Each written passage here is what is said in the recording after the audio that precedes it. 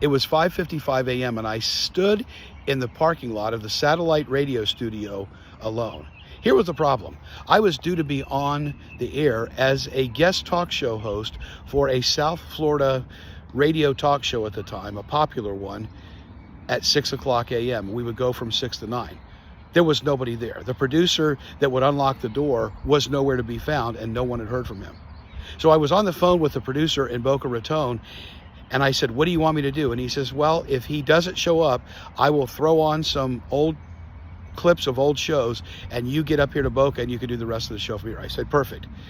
At 2 of 6 in the morning, suddenly this producer came screeching in with his shirt off, something I didn't need to see that early in the morning, by the way. And he said, we can do this. And we rushed up the stairs.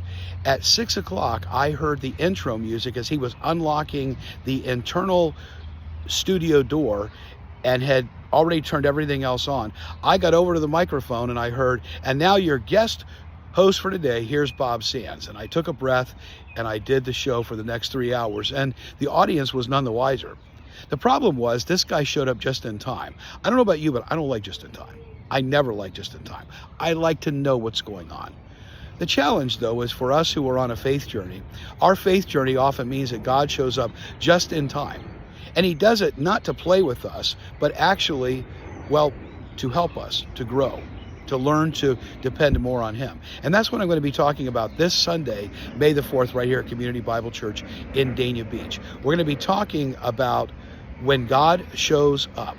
And you know, he shows up just in time.